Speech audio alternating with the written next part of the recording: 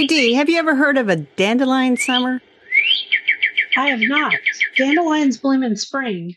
What is a dandelion summer? Well, I was kind of bored and I thought I just need an easy to read book. So I picked up MC Beaton's The Skeleton in the Closet, and Uh they huh. started talking about a dandelion summer, which is apparently if you have a lot of dandelion blooms in the spring, then it's going to be a hot summer.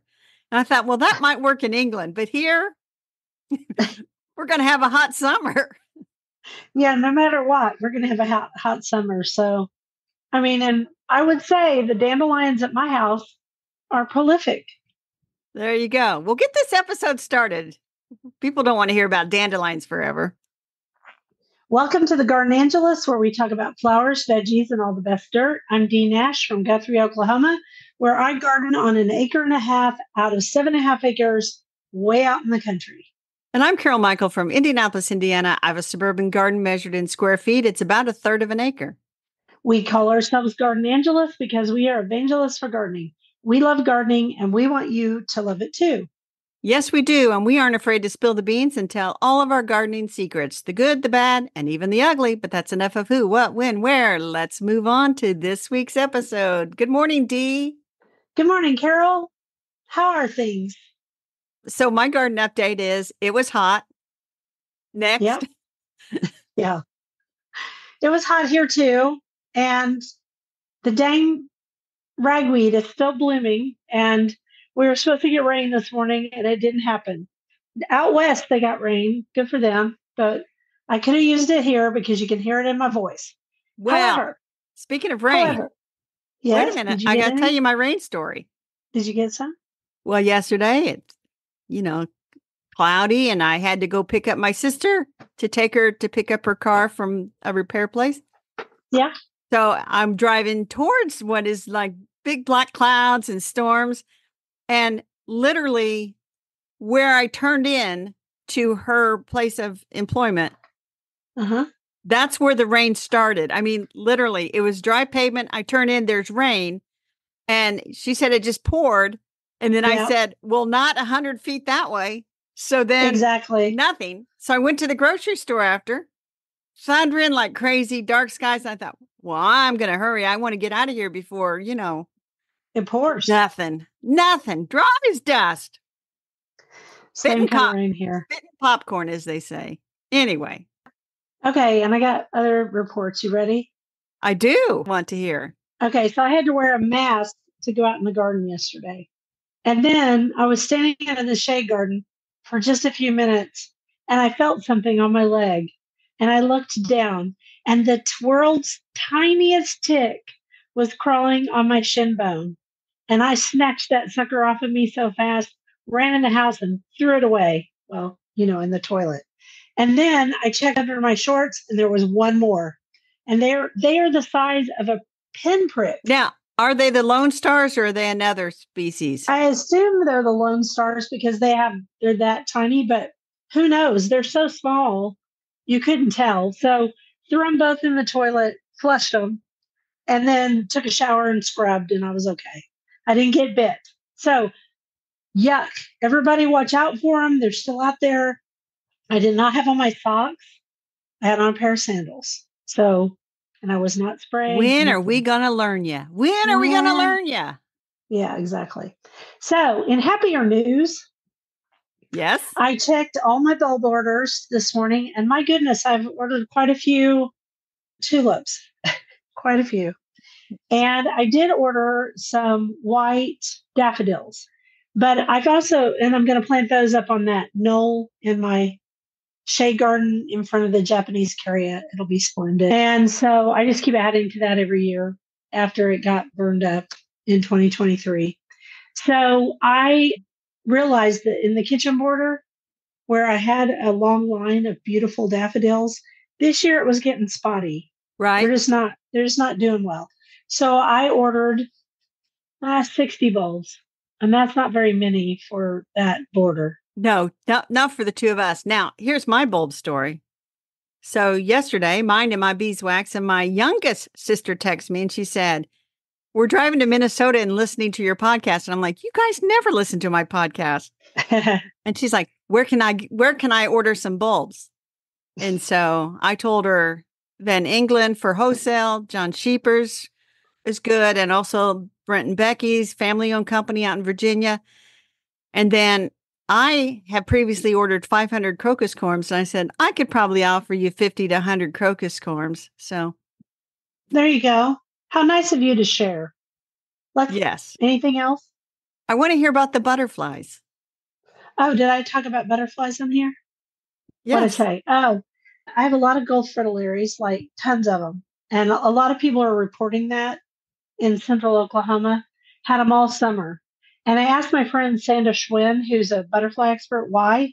And she said because of the long, rainy, cool spring, they had a chance to really build up numbers. And Cool. then it turned off hot and they were really happy. No one centrally is really seeing monarchs yet, but here's the good news. They're seeing them in Tulsa and they're seeing them in Bartlesville.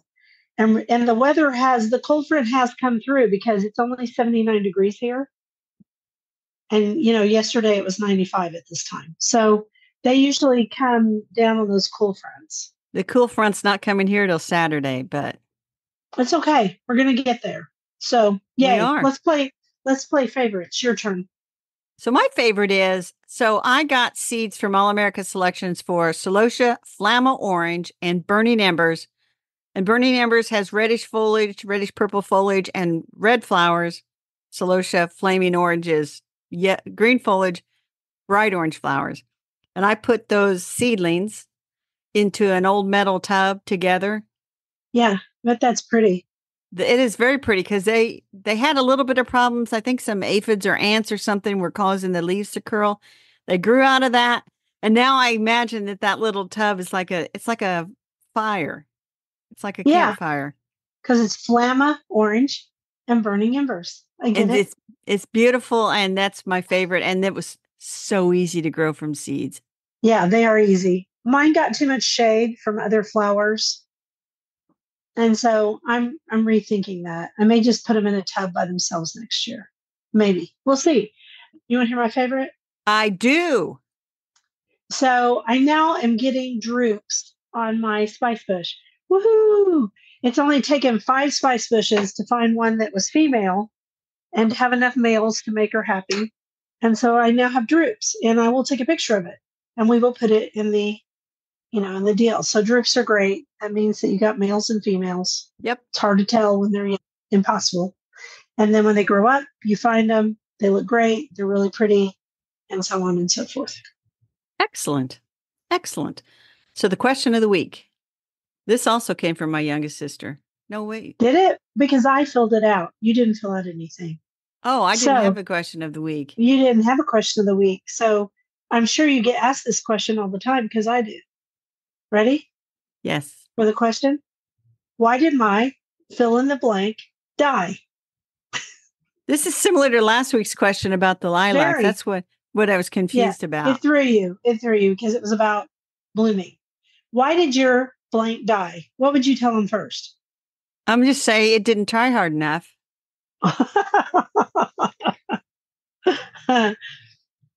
Or we could say, are you sure it's dead first? Are you sure it's dead? Yes. And we're going to talk about shrubs today.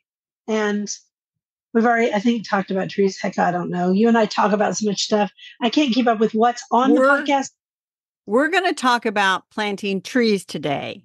Trees, but this I will say is, like you said, if you think something's dead, gently bend a twig, and if it snaps, it be dead. If it just bends, it's probably still okay. Really, really give it a good soaking of water, especially if it's been in a place that's a part of the garden that's really, really dry. Which is my whole garden right now. It's all really dry. And so, in summer, trees especially, and some shrubs will shed their leaves because they don't want to have to keep those alive. Now, I have to say, my native oak trees that I'm looking at outside my window, they're happy as clams because, well, they're just happy as clams. So they don't have too much competition and they're beautiful. But when you plant a new tree, especially, make sure, look at the ends, see if they're green, bend the twig back and forth. I always think of The Secret Garden, where they talk about something being wick. And that Mm-hmm. means, does it have any green underneath the bark or whatever? And if it does, then that means it's alive. And so do that. And then think about how well you watered. If it is dead, do some investigating. Did you plant the right plant for the right place? So did you put a shade plant in the sun, in the hot, hot sun? That might be why it's dead. Did you water it? Because, we think we're going to water regularly, and We then it don't. becomes August and we don't do it. And then if, what kind of soil was it planted in? Is it something that requires good drainage, like a lavender, and you stuck it in clay? That's why it's dead. Or rosemary, same thing. So if none of those are the problem, dig it up and look at the roots, because it could be that a vole ate it, or a chipmunk ate it, or, something Yeah. ate it. I mean, you might dig it up and find out it has no roots. If it has no roots, that's why it died. So check all that stuff first. Yeah. And don't panic. Never panic. We all kill stuff. In fact, I just read that in one of our books for this week. He said the same thing I tell all my clients. I'm sorry, plants die. They do. They And I kill do. them too. Yep. So you're going to give a quote by him. Yes. And that is this.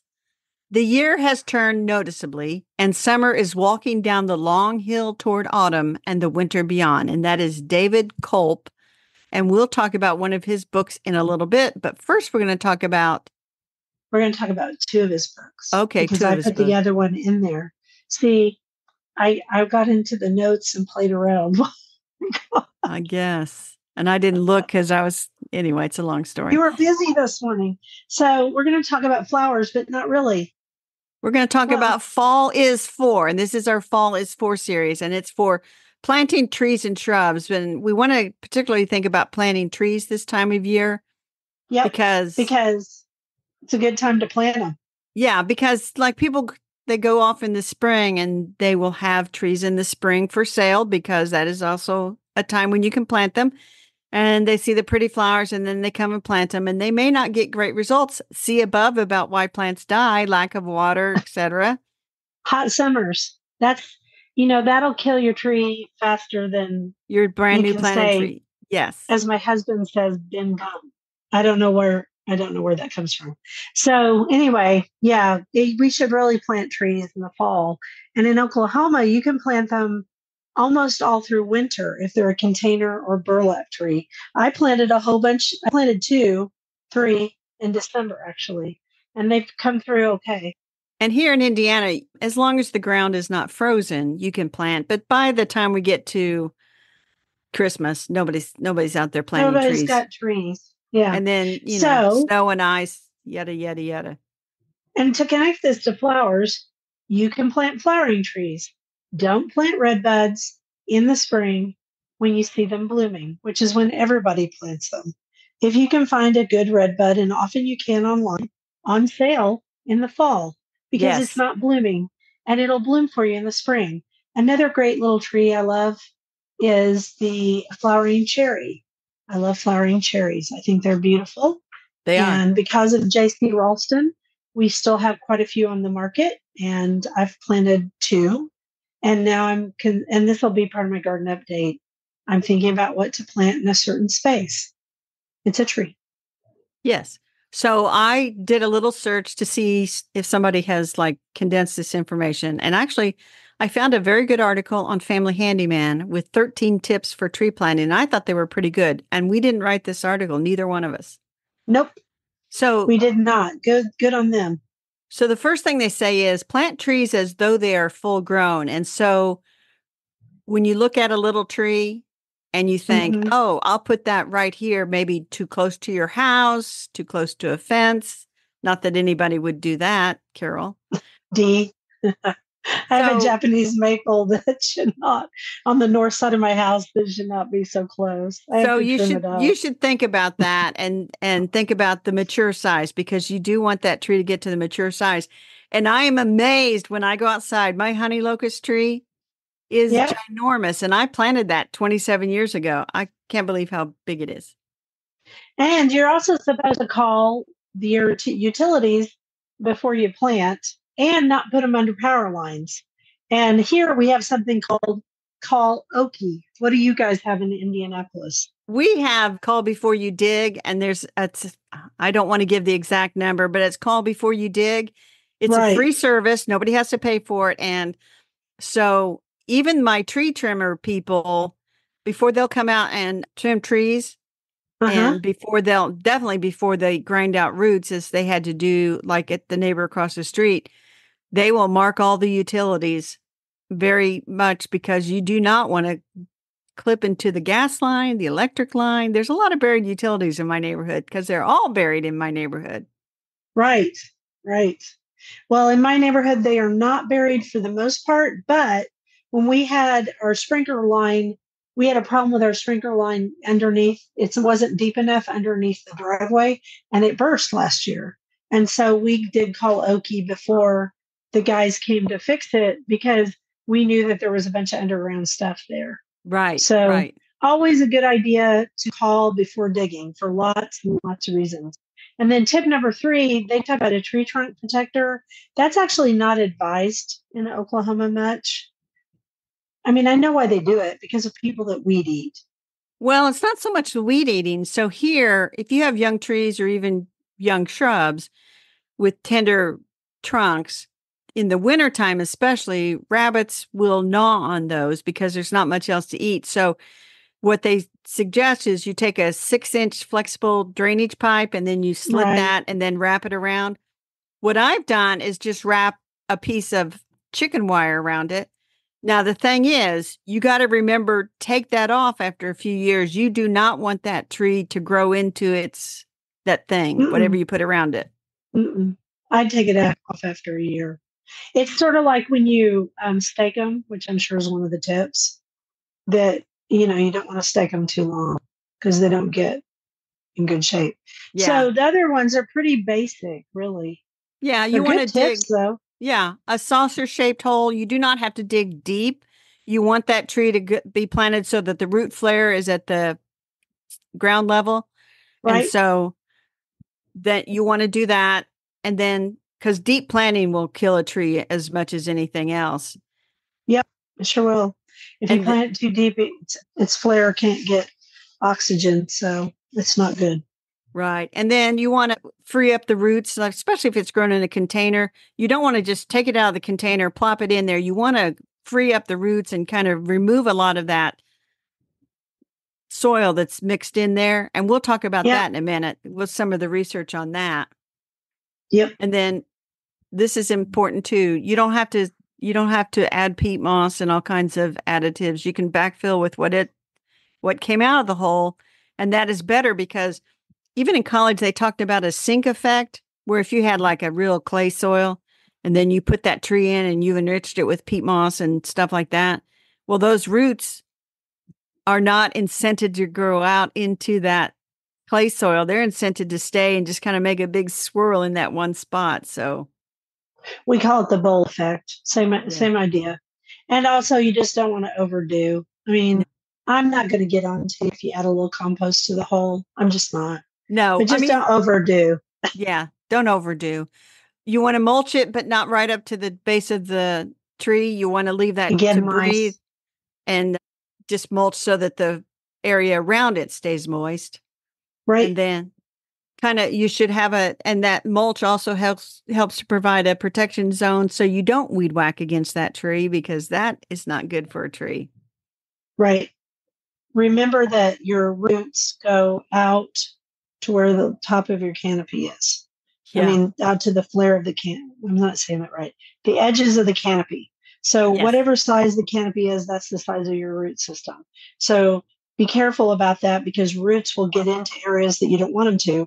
We're having problems with that up at our church right now because we have all of these beautiful, well, they were once beautiful lace bark elm trees in the parking lot, and nobody thought about the fact that the roots needed to go underneath the parking lot back when they planted them. And of course, that's not good because the roots got compressed and the trees are unhappy. Plus, you can't get water to them, not enough water. Right. Right. That is true. And so let's talk about problem trees for a minute. Ugh, So I don't think you can. go to a reputable garden center or nursery and buy like cottonwoods, which are horrible, Tree of heaven. mulberries, which are horrible, Tree of heaven. tree of heaven, which is Ugh, horrible, stinky horrible. female ginkgos. Male ginkgos are fine. Female are not good. As long as they can tell what they are, because sometimes they can't. But yes, you hope to goodness that you do not get a female ginkgo tree. And you also hope that I'm going to say the gumball trees, you know, Yes, the those sweet gums. you don't want female sweet gums. But there's a problem with all these male trees too. Let's just point that out. Male Pollen. trees produce pollen. And that can And cause problems with allergies, especially. yeah, it sure can. So you don't want just male plants in your landscape. But that's another topic for another time. Well, I do want to say the other thing is I have 2 trees in my garden that are what are called grove forming trees. Yep, them too. Mm-hmm. And so my honey locust is grove forming. And so when you see where it sends up shoots, you suddenly have a very good realization of how extensive that root system is because it's planted, I'll say, in the pretty far from the vegetable garden, but Yep. I have honey locust shoots coming up in the vegetable garden. Yeah, I have the same issue with my southern black haw, the one that is the native, not even the selection. I'll say the forest rouge, which is the selection, does not send up as many shoots. But that puppy is at the end of the garden, and I love it, and I will keep it for lots and lots of reasons. But every spring, I'm out there with the loppers, cutting back, digging, giving away only to people I warn. It's a great tree, but it does send out the shoots. It wants to create a growth. Well, and the other thing that wants to create a grove is way down yonder in the pawpaw patch. That should be a clue. Yeah, you were kind of complaining. I was complaining a little bit because I have pawpaws that, the shoots are coming up and they're not a problem to just cut off. But Right? I will say, I have eaten some of my pawpaws now and they're good. Now, will I freeze some of the pawpaw fruit for later? I don't know. Probably not. But I doubt it. The raccoons they've eaten 10 times more than I have. I've picked like 5 and one of them wasn't very ripe, but I How do nice need of you to help yes, the raccoon community. I need to go out regularly and clean up under the tree because there's half-eaten pawpaws under there. Ugh. And I also decided that it needs a good trimming. But anyway, that's the basic idea of planting. Now let's talk about a topic that some people think is controversial. Yeah, go for it. Well, it's washing off the roots. I do not do this, but you can, so I don't do this. The garden professors, and it's Linda Chalker Scott, and she says, group. Yes, if you have a container grown tree, she recommends washing off all the soil. And the reason for that is because she says you can see where the root flare starts. So it may be too deep in the container and you may think you're planting it at the right depth, but it's too deep. And then she said you can also see if you have a root that goes out and then 90-degree angle down, she said you should cut those off and so that it'll send roots out. And then I would add to that depending on where you got it, there might be critters in that soil that you don't want in your garden. So maybe, yeah. She says, and I'll quote her here.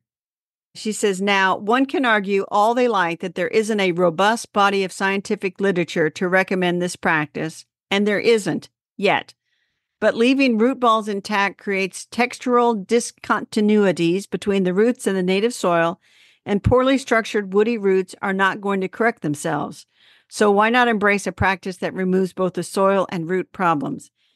Okay, can I be devil's advocate for just a minute? Well, I just want to give one tip. If you do this, when you go to plant that, you're going to plant it like you would a rose where you spread the roots out and you have like a cone of soil that you kind of rested on and then you backfill. Because if you don't get that flare on top of that cone of soil, you've created an air pocket and then your tree dies in the middle of winter. Yes. So devil's advocate, go for it, Dee. I don't see why you can't just take the dirt off the top because I always do this. When I pull something out of a container, it doesn't matter whether it's a perennial shrub or tree. I'd knock all the topsoil off of there and then find where the top of the root ball is.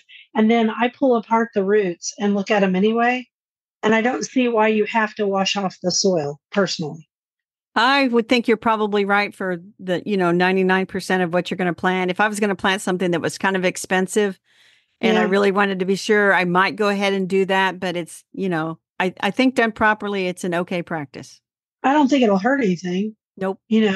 Our friend Cindy down in Texas does it with everything. Remember? She does it Kind in of. her garden with everything. So, everybody does what they need to do. How All about we right. go on to the next topic? I'm really bored with this. No offense. What? You're not planting any trees this fall? I'm planting lots of trees, but I plant trees all the time. So Okay, do that quote. a little studied negligence is becoming to a garden. Eleanor, I don't know how to pronounce her name. Perennia. Perennial. Vegetables. Well, let's talk about a little studied negligence. That's basically fall in the garden, because you've kind of given up on some areas and let that thing flop the way it's going to flop. You're not trying to tie things up. Those are a few weeds. I should get to those eventually. Vegetables. Except, I forgot to tell you, Linda Votter is coming out to my garden to film in October and put it on her YouTube channel. So there will be no flopping here. There will be no rest for the wicked. It's just no me. Studied negligence. No studied negligence. In fact, Oh. we had to clear out a bunch of negligence yesterday. All right. So 2024 is coming to an end. Successes, problems in the vegetable garden. All right. Let's talk about our successes first. Well, okay. No, let's end with successes. Then we'll end on a high note. Okay. Let's talk about our failures. So this year, I am sad to report that my peas and cucumbers both succumbed to some kind of a powdery mildew, probably weather related, but it really reduced my peas and it really reduced those cucumbers, and it was horrible. And then the sweet corn, the few ears that I picked because I wanted to get ahead of the raccoons, were tiny, and the raccoons got the rest of it anyway and made a mess that I had to clean up. So those were my failures. It's because you're inviting those raccoons in with your pawpaws. They're like, this is party central. See that corn she has over there? We'll eat the corn, and then the pawpaws will ripen, and then we can stay here forever. Next, what is your failure, Dee? So I have a lot of failures. Let me go down and look. Summer squash. Yet again, the squash bugs won, and that they have radar. I swear they do. And let's see, what else? My peas didn't do well. It was really a mildewy year. And my tomatoes. So tomatoes, let's talk about that for a second. I fell for a pretty face, in fact, many pretty faces, and bought all those beautiful tomatoes. And I'm not going to say from where, because if someone wants to go back and listen to the episode at the beginning of the year, they can figure it out. I will never buy tomatoes from her again, not because she's a bad person. It's because they don't grow well here. And I should have known because I think she's in California. So why did I think they would grow well here? So here's the good news. I replanted one tomato plant later in June. I found one at my local store, and it was supposed to be a super steak, but it was not. It looks more like Big Boy or Better Boy, probably Better Boy. Anyway, it has produced a load of beautiful round red tomatoes, and I had to give some away. And then I have one wine about cucumbers. I tried a new one. I want to say it was called David, and it was an AAS winner. And it's an AAS winner because it produces a whole bunch of honking cucumbers, but they all are really spiny and they hurt when you pick them. And so I was like, what is the point of these? That is so bad. Okay, now let's talk about things that were just on the questionable side. They weren't really failures, but they could have gone better. My cucumbers, they weren't a huge failure. They just weren't that great. My peas, yeah. What else? So I would say the purple broccoli that I planted. Yeah. So All America Selection, it's called Purple Magic. I'll put the link on there. Yeah, it's Purple Magic. I'm sure of it. Anyway, I winter sowed them. I got some seedlings. I was very, very late in planting them out into the vegetable garden. I should have planted them like a month sooner. And so they didn't like the hot weather. And then for a No, while, I was picking off the little green worms and smushing them. And gross. then little heads formed, but not enough that I would say time to pick. And so I Right. probably should have cut all that off in July or something. And then maybe they would have formed a new bunch of heads. So I believe between me planting them when it was later in the spring, the hot weather, and Uh-huh. then my lack of, I picked off worms for a Diligence. while and I didn't cut off any of those little heads, waiting for something bigger. And then the worms are back. And so I believe that they probably are. It's a pretty plant, but now the worms are back. And I'm like, Yeah, I just need to it's get got to rid of go. these. I just need to get rid of these. So that was my Yeah, questionable. yeah, that is questionable. Let's talk about stuff that went well. Well, I'll one go more thing first. that was Oh, more questionable. questionable. Okay. What? These are my in betweens: onion, squash, and okra. Okra, because I forgot to pick it. Well, how did you forget to pick okra? It matures every dang day. I know, but it was over to the way into the garden, kind of in a bed Yeah, that's usually got flowers, and it was yeah. kind of slow to take off. And then I noticed it, but then I didn't notice it. My squash did okay. I mean, Hmm. I had plenty of squash to eat all summer. The onions, remember, I planted those in between rows of lettuce. Yeah, that didn't work And this year. no, I mean, they were small. I've gotten some, but they just didn't take off. So now I'm ready to talk Uh-huh. about the great successes we had in the vegetable garden. Okay. You want to go or you want me to go? Let's go back and forth. Okay. Green My green beans. beans. Green beans were phenomenal. They were phenomenal this year. What the heck? I mean, you remember we had two kind of failed years? Well, one really failed years at green beans. This year, the green beans were great. My beans I tried to dry, they were a failure. But, the green beans, they were fabulous. Well, What and else? I have some of those black beans. I think the variety is turtle or something. Yeah, turtle. I love turtle beans. I think those are ready for me to harvest. So I'm going to figure out, how big a pile of beans. I only had like a 6-foot row, so it's not going to be a ton. I don't know what that is. I just showed you. I had a small handful. Okay, so lettuce. Let's talk about lettuce. The Lettuce, lettuce was fabulous this I year. had a good lettuce year. I did. Yeah. I also had great Swiss chard until the deer ate it. I didn't plant Swiss chard, and I didn't think you liked Swiss chard. I don't, but it's pretty. So Okay. I put it behind my miniature sunflowers because it made a pretty picture and it made me happy. I mean, remember, Okay. it's food for the soul too. And then the dang deer came and ate all but two of the sunflowers, and then they ate like all of the Swiss chard. But I'll say this: you can't keep Swiss chard down. It's coming back up now. It's fine. It'll make beautiful fall Swiss chard. Even kale did well. It was easy. Onions. I had a good onion year. I planted both the little bulbs, the sets, and I planted some from seed because I wanted to get green onions later. It all worked. What do you know? Did not plant potatoes. I'm planting my sweet potatoes that sprouted though, and they're growing like gangbusters. So maybe I'll get a few sweet potatoes before frost. We'll Maybe you see. will. So I actually had a good tomato year. Yeah, I know. And I mean, nothing to complain about. I got plenty and I shared some and stuff. And I did have one determinate tomato that Burpee sent me. And like I said, if we were better prepared podcasters, I'd know right away the variety.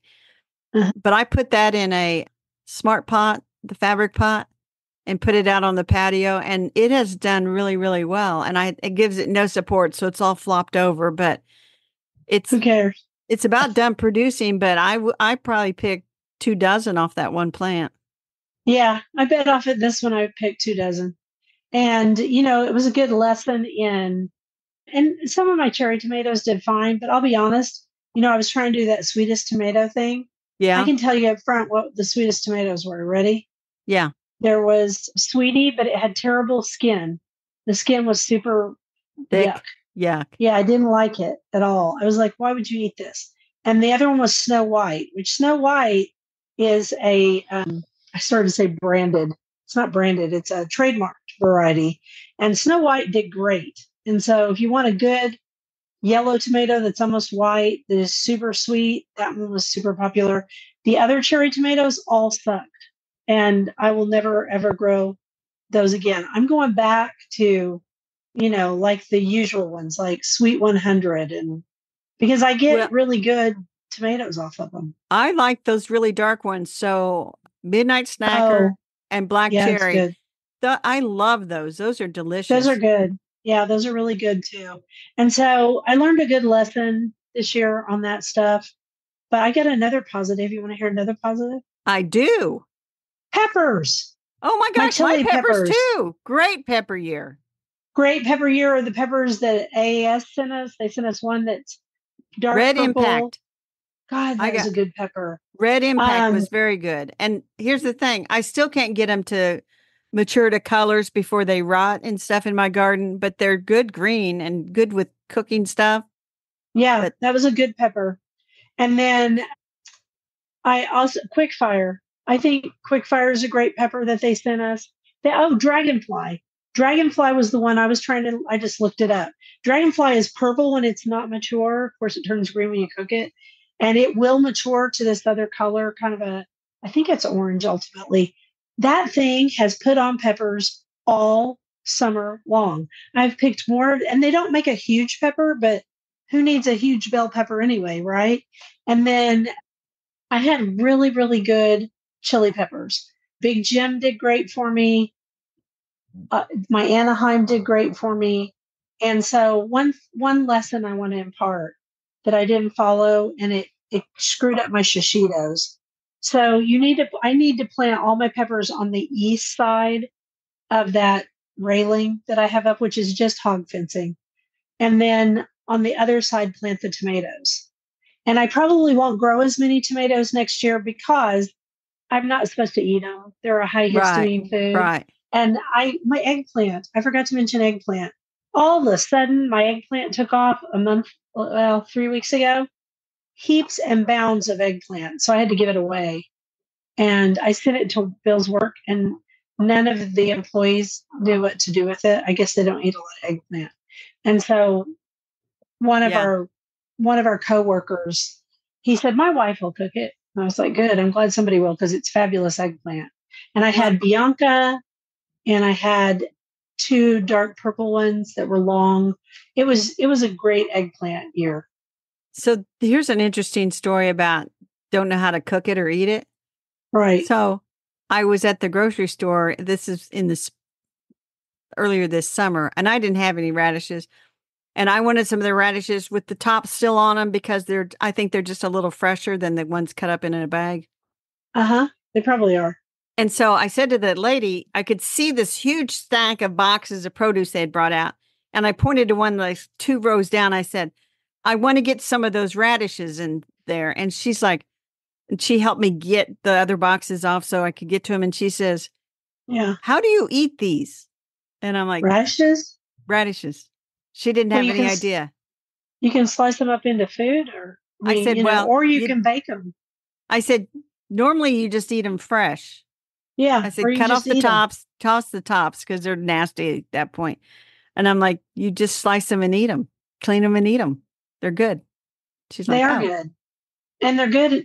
And if you don't like the sharp taste of radishes, you can bake them. yeah, And if you bake them, they're fabulous. They're kind of like turnips, but not as sweet. But it takes away all the pepperiness, which some people love, some people don't. And so I do them sometimes if I have a bunch of them. They yeah. did well this year too. Didn't you think radishes did well? My All my radishes, spring stuff. yeah, they all did pretty well. The other thing that did fabulous in the spring was I had strawberries for a I did month. too. A I had month. strawberries. I didn't have them that long. And I also had spinach this year because we had that long, cold spring. So it was a great spring. The summer was a little challenging, had a lot of mildew because of the great spring. So, Yep. there's pluses and minuses. The one last thing, I have two last observations. Number one, it's too early for figs, but I'm watching them now to see if the figs start to ripen. Because Uh-huh. actually, I have a comment I need to respond to in my blog because one of my most popular posts is about growing figs in the Midwest. And they're Uh-huh. like, one of the heartbreaks is they won't all ripen. Get over it. Pick the ones that are ripe and once the frost is there. But anyway, that's still to come. And here's my last observation. So we decided to write about our successes and failures in the garden this year. So Carol's list starts with successes, failures, in-betweens, questionable, and then a comment about figs.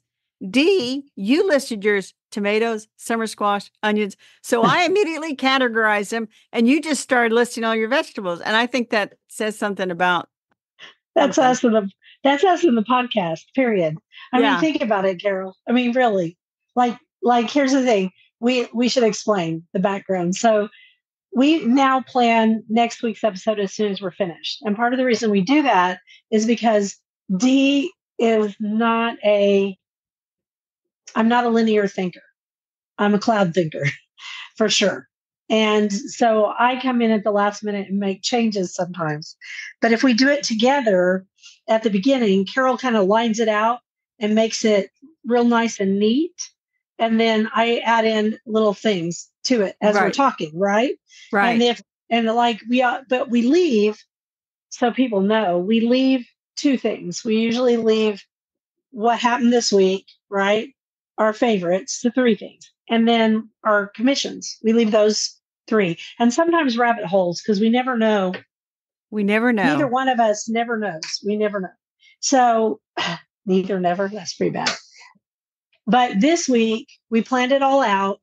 And then I added in another whole book because we talked about it earlier in the week. And I said, did he write that too? Or you said, did he write that too? And then I picked up the book and started reading it again today. And I was like, yeah, he did. So I better put him in there. And then I added in my part about the vegetables. And I just don't think like you do. Now, if I'd looked at yours, I would have fixed it. But I think that's what makes us charming. Exactly. And speaking of charming, I will do a quote and we'll talk about the bookshelf. Because it is very charming. To experience time travel, read. To achieve immortality, write. And that is by James Clear, who I think his book on atomic habits has been #1 on the New York Times bestseller list for decades. Ever. Yeah, decades. And he writes time. A quick little newsletter every week, and it comes out on Thursdays. And we love it dearly because we pop in, look at the things he says, and he's always on target, and he's very kind, not unlike our author this week. And I suggested after reading this morning that until we get some new books, which are coming, we've got some in the pipeline, but they're not here because most books are published in October and February. So on our bookshelf, we're going to talk about favorite authors, which I know we kind of do anyway, but we're going to focus on that in the next few weeks. This week's author is David L. Culp, and he's famous for a lot of things because, and D spelled creator wrong, because he's really big into hellebores, so he's known for that. And he's known for cottage gardening and meadow gardening, and he designs gardens for people and garden coaches them, and he's been in every magazine of all time. And he came out a few years ago with The Layered Garden, yes, which was the first book we were going to talk about. And it changed my life. It changed completely how I gardened. And I can't say that. There's only a few garden authors who changed my life. Sharon Lovejoy, who later became a friend, David Culp, Doug Tallamy, and Cassandra Diaz. I would say those people at various times in my gardening life changed my life for the better. And David, The Layered Garden is literally, I suggest it to clients all the time. It's literally about creating layers in your garden and how that protects birds, insects. It's just, it changed everything. It's why I have native plants growing on my trellises, arbors, that and the roses passed away from Rose Rosette. So what do you think about The Layered Garden? So I think it's very good. And actually, do you remember when we first met David Culp? I will refresh your memory. Okay, refresh it because I only remember the one time I met him, but I guess I met him at a garden com meeting too, right? You did. You met him in Tucson, Arizona in 2013. Yeah, I did. You're right. And we went to an after party, I Party. guess, after Yeah, the we went. awards. And David was sitting there, a quiet, unassuming guy, but his book had just won the gold medal for best book of Yes. the year. Yeah. And David is a quiet guy. He's a he's a very quiet man. Yeah, I found that party so overwhelming. It was like being in a star-studded Yes. And it's like, celebrity. what are we doing here? We Yeah, aren't these exactly. Why are people. we here? And then it Exactly. turns out they're super nice people. So, Exactly. As most gardeners are. and then a few years ago, let me see what the published date is on this one. He did this one in 2020, and it's called A Year at Brandywine Cottage. And I bought it from him at Brandywine Cottage because I went with the garden bloggers and I got to go to his cottage, which is in Downingtown, Pennsylvania. Uh-huh. And he he and Michael live there. They're the owners of the cottage. You couldn't meet two nicer people, kind as all get out. The day we show up into the cottage, that tropical storm was coming in Yes. and it rained. It rained like I mean I've been to many a rainy garden on various of these tours. Right. It rained like everything, and he first led us all around in that rain. You couldn't see anything; it was raining so hard. But we all tromped around behind him and tried to listen, and we were just soaked. And then he said, "Come into the cottage. We have a fire." And so we went inside the cottage, and people were just thrilled to meet him because he's Uh-huh. had a tremendous influence on everybody. And I'll just tell you quickly. So he's not real tech savvy. Michael is. And so they were trying to get out their square so that people could buy books. Right. Um, they they're so nice that they couldn't find the square and I didn't have cash. And he goes, and Michael and David both said, Dee, just send it to us later. I said, Right. okay. Well, then our friend Marianne had cash, so I gave them cash. But they did that with a lot of people, and I'm sure everyone paid them. I wanted to read you. Okay, so this book is written month by month, and I just finished August, and I've started September Now, because, you're what? talking about A Year at Brandywine Cottage, not the Laird Garden. Right. The layered garden is a totally different layout. And I wanted to read you this one beautiful quote, and it's actually from November. Okay, you ready? I am. The very act of gardening causes us to look forward, to be optimistic, and the garden can be a very healing place. I can personally testify to that. Several times over the past couple of decades, I have been on the brink of death, and I credit the garden and its spirit with bringing me through. And then he says, often all I could do was sit in the garden and meditate. Gradually, I was able to start walking around the garden. When I started noticing the weeds, I knew I was on the way to recovery. The garden reinforced the idea that I am here for a purpose, as we all are. Nature wants to give back if only we will let her. In my lifetime, I have seen rivers catch fire, but I've seen those same rivers come to life again, cleansed so the fish can thrive once more. I have seen species pushed to the edge of extinction yet recover. Eagles now fly over my backyard, and peregrine falcons nest on the city windowsills. Great examples of our species working with nature toward a return to Eden. Yes, I am an optimist. Yeah. That's very interesting. And I don't have A Year at Brandywine Cottage. I should You buy should it buy it. because, I've got all those month by month books and it would just fit nicely with all those others. So in the Layered Garden, what I like is he's got this Francis Bacon quote, which I've Yep. used in my own garden. I do hold it in the royal ordering of gardens. There ought to be gardens for all months in the year, in which severally things of beauty may be then in season. And Francis Bacon wrote that in 1625. And that's always kind of helped me in my garden with the layers, is to have something blooming all the time. And so you will get into hellebores if you're interested in that, because that's how you get winter blooms. Yeah, we love our hellebores. They're wonderful. So we both, I think, can just outstandingly say these are two books that should be on your bookshelf.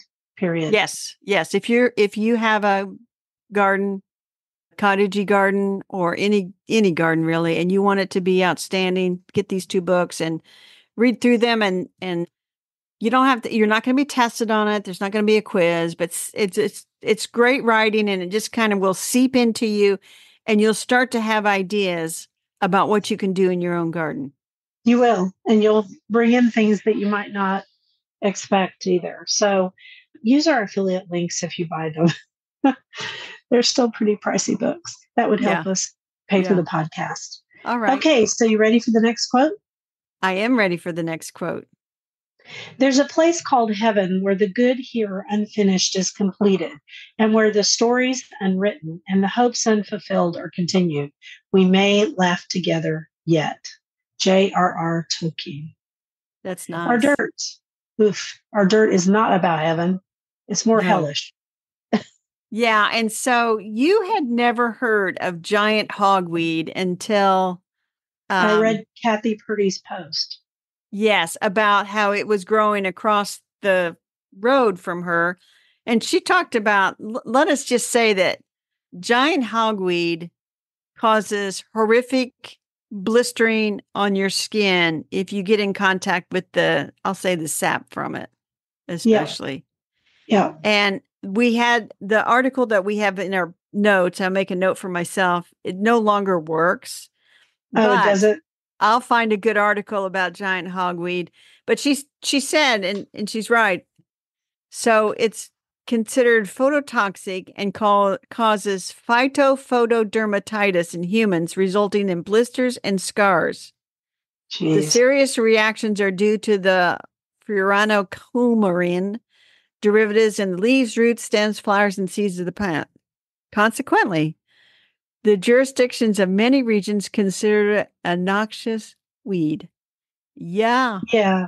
But anyway, she said what happens. About photosensitivity. Yeah, were you going to explain that?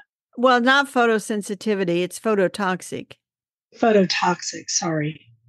Well, she said what happens is people don't realize that giant hogweed is blooming, and they go out there and they start like weed whacking, and they're wearing like a t-shirt. Maybe if you should wear long pants when you're weed whacking. You should be wearing your thick clothing and long pants, both. So they don't realize that this thing is out there, and then they get they get the dermatitis problems from it, and it can be rather serious. You could find yourself in the hospital after encountering giant hogweed. Yeah, I'm looking up to see if it's in Oklahoma. Yes, it is. And it's giant. It's very, very tall. So it likes to grow in moist, rich soils. Along roadside ditches is where hers was, stream banks and waste ground along tree lines and open wooded areas. So one of the ways to identify it is it can reach 10 to 15 feet. It has hollow stems that are 2 to 4 inches in diameter with dark reddish purple raised spots. And so we're actually I found a couple of links, and there's a really good one in Maine that shows things that look like hogweed. Is it hogweed and lookalikes? Because it looks a lot like some other plants that are out here, like water hemlock, angelica, cow parsnip. I guess it's an umbel. So bad plant.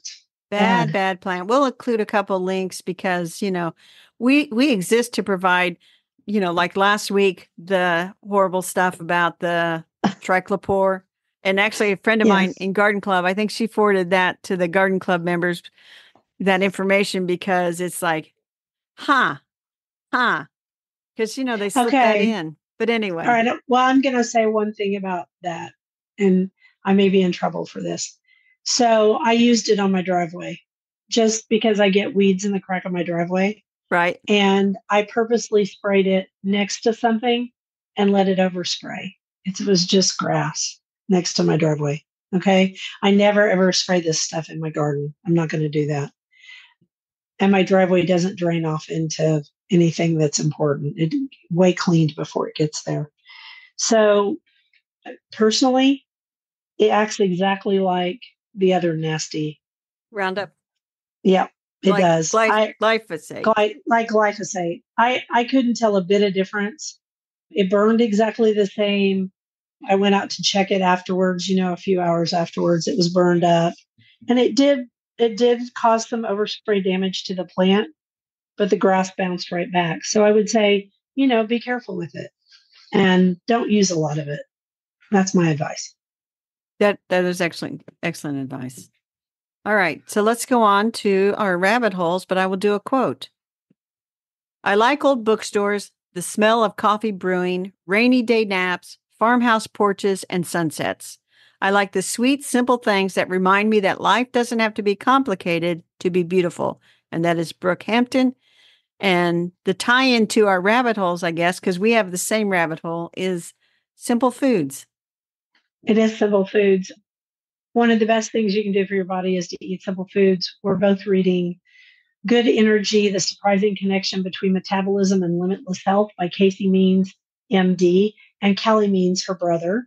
We saw some different, they've been on a bunch of podcasts and things. Yes, they and have. They're very interesting to listen to. And actually, my physical books, I'm still waiting on it. I won't get it till Tuesday.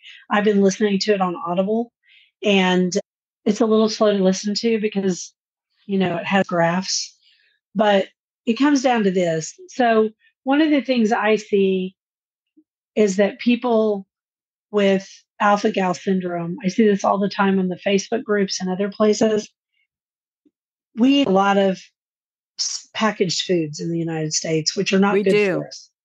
And there's a lot of crap in those packaged foods. And so when people find out they have alpha gal, the ones that struggle the most are the ones who really, really want to be able to eat their favorite packaged food.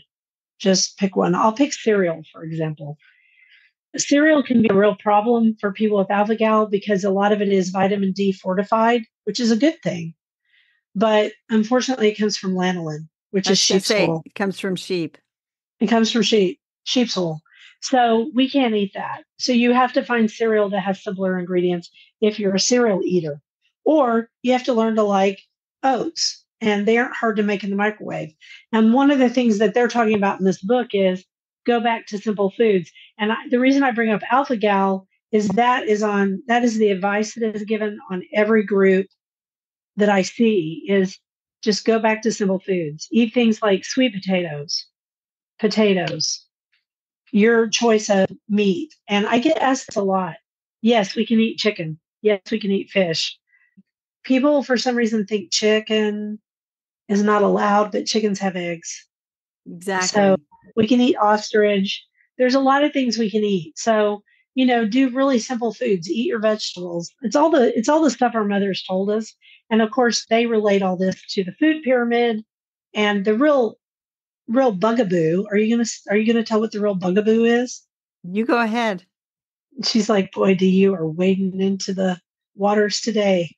I actually have the physical book, and I'll talk a little bit about what's in the book in a minute. Okay. The bugaboo that they talked about a lot, and what I've heard in the book so far, is that the food pyramid was created or lobbied for by the tobacco industry, because the tobacco industry got into trouble because, cigarettes are bad for us. And they put a lot of additives in cigarettes that weren't good for us. Well, when they got in trouble for that, they had heavily invested in our food industry. And so they just took those scientists and put them into the food industry. And so then they added additives that make things taste good because people love sugar and fat. Because biologically, that's how we stayed alive. But we could, Let me just tell you about the contents. So I have the physical book, and I actually got the book when it was released. I had pre-ordered it, and then I forgot that I had pre-ordered it. It's gone now. They're reprinting it. It's so popular. So I heard Dr. Casey Means on a podcast. The book wasn't out yet, and I thought, wow, this woman makes a lot of sense. So I pre-ordered it, completely forgot about it, and then one day it shows up, and I'm like, oh, did I order this? Okay, so part one is, and the way she writes this book is, it is her story.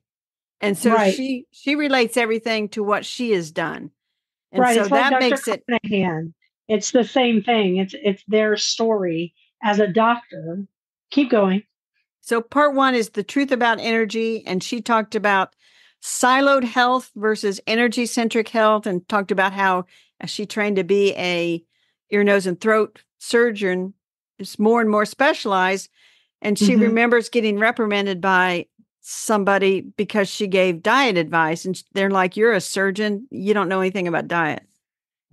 It's just what our mothers told us to do. Bad energy is the root of disease. Trust yourself, not your doctor. Part 2, creating good energy. So she talks about your body has the answers, and she talks about how to read blood tests and get actionable insights from wearables, like people have Fitbits and things like that. Then the 6 principles of good energy eating, and basically it's simple foods. And then creating a good energy meal. Chapter 7 is respecting your biological clock, the importance of light, sleep, and meal timing. And we already know that like the blue light that's on our screens just keeps us up too late. It's not good for us. No. And she talks about movement too, right? That's the next chapter. Okay, I thought so. Replenishing what modern times took away, which is movement, temperature, and non-toxic living. And then chapter 9 is fearlessness, the highest level of good energy. So I'm about to chapter 7. And then she's got a good energy plan, and then she's got good energy recipes. So this is an excellent book, and I'm sorry you don't actually have your physical copy yet. Well, it's coming Tuesday. Don't worry. I'm listening to it. You'll get a lot out of it, and then it's hard when you're doing an audio to go back and I want to read that again. But anyway. That's okay. That's all right. That's our I might skim it anyway. I think it's an important book, and that information that I just gave is from her brother. He wrote it with her. He's a marketing specialist. So it's written by a doctor and a marketing specialist, and we both think it's great. Yes. So I had another little tiny rabbit hole, Dee. So I accidentally found more lost ladies of garden writing. Who knew there were so many? Who knew there were so many? So, I'm looking for ones about herbs because I'm speaking next week at the Herb Society. In fact, when this comes out, that's the day. And so I actually am going to I have a call with somebody later this afternoon to talk about some lost ladies that are recently lost that are further enough, that existed in the 90s and so this person knew them in the 90s. Wow, that's cool. So anyway, I'm going to do that. And then I think when I do my talk on lost ladies, I don't think I need slides for these things. I just need the books. Yeah. So I think you can do it that way. And then people can look through the books. I am not going to do slides. I'm just, because the slide just becomes like a crutch, sort of. I do love a good crutch, I'll be honest. But yes. Anyway. I'm speaking in October at the statewide Master Gardeners Conference. Oh, and I was on a podcast last week. I've been busy. You have been busy. But anyway, so I went down a tiny little rabbit hole, and I might have bought another Jean Hersey book. Oopsie. I can see why, though. And then, it was one of the best things I read. I did my next YouTube video about Jean Hersey, and holy cow. What's the name of it? The Touch of the Earth. Oh, pretty. Yeah. The Touch of the Earth. Maybe she'll be our author of the week next week. Yeah. Could be. I ordered a good used copy of The Touch of the Earth. And then she has another book, I Like Gardening, which I thought I ordered and it never came. I thought I had that one, but who knows? Yeah. You probably don't. It's from 1941. Probably not. No. So I Like Gardening. No kidding. just out of control. And I thought, I'm not going to order any more books, but I'm going to order one more book. And then I'm not going to order any more books. Okay. Let's talk about garden commissions. Like bulbs. Yeah. Gardening commissions. Okay. So seriously, this could also be a rabbit hole. I've really been thinking about being out here and, my husband doesn't want to move and I understand why. He's always lived here, but I have got to simplify the garden. It is too big. And so the first thing I'm going to do is this little corner out here where, so I look out on this one border and that border's good. That border, I don't ever have to mess with. You know what's in it? Grasses, shrubs, trees, the occasional perennial, a couple of daylilies. That's all it's in it. one of my issues is I really love cottage style, but cottage style is high maintenance. So in this other little corner here, Wait a I'm minute, going to, Dee. huh?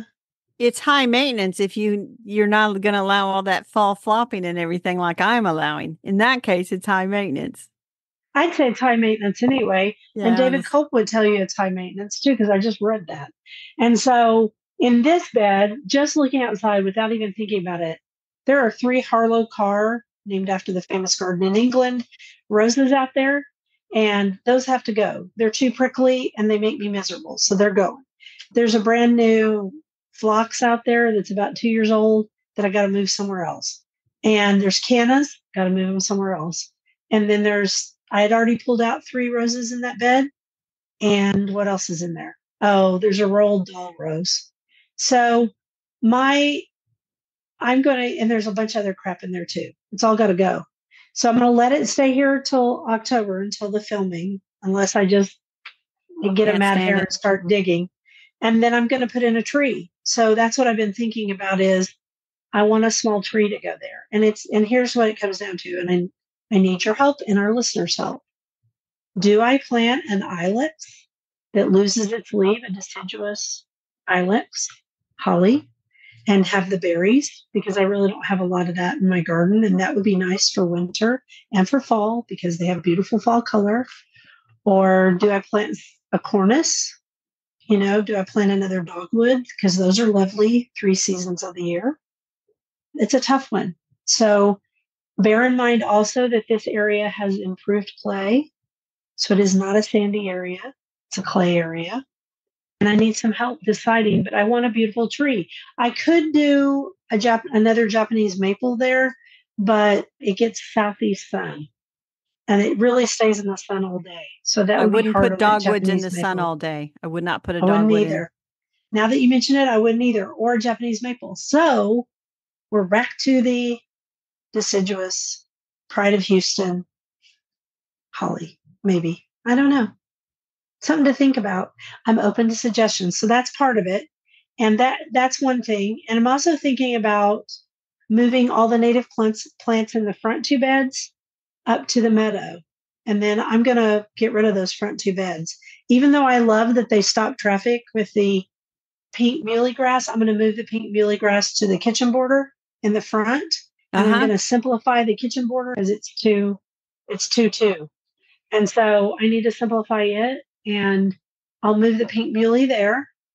And then I'm going to get rid of those 2 beds, and that's going to happen this fall. Cool. Not After this she next comes. week. Not next week. Although Bill said, this is what Bill said. He goes, I'm going to have a backhoe here. I could be rid of those beds in about 30 minutes. And I said, but I don't want to lose those plants. So I'm going to dig them and put them up in the deal. If she weren't coming, I'd dig them in September, but I'll dig them in October. It'll be okay. It'll be cooler then. Is that all I wrote? Yeah, that's pretty much all you wrote. So yeah. And once Bill's going to start this weekend clearing the lot across the street. That's the other thing. Yeah. And so you're probably kind of like me. Once you get an idea, it's like, let's go. Let's do this thing. Yeah. So next week, I'm going to mow the lawn. I'm going to weed as I can. Water, because I don't think we're going to get enough rain. Pick whatever veggies, and mostly peppers and tomatoes. And like I said, I'm getting ready for my talk to the Herb Society about Lost Ladies of Garden and Herbal Writing, which I'm going to do without slides. Just talk about the books and talk about the authors. I think it will be just fine. Mm-hmm. And that'll be another week wrapped up in the garden. And so it will be September.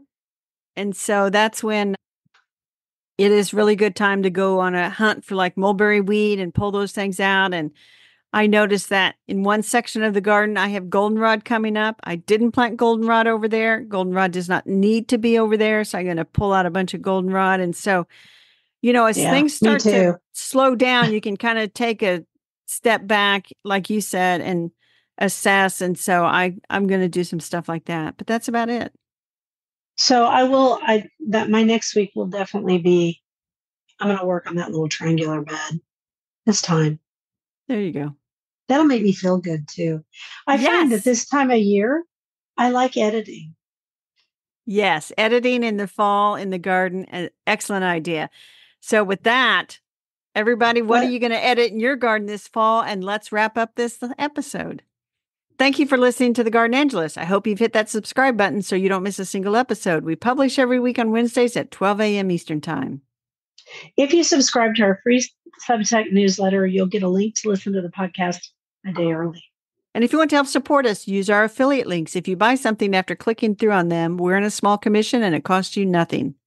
Or you can set up a monthly subscription through Buzzsprout or make a one-time donation through PayPal. And we want to thank everyone who has done so. It helps us pay for podcast hosting. It was lovely to chat with all of you over the Garden Gate. Bye until next week. Bye, everybody.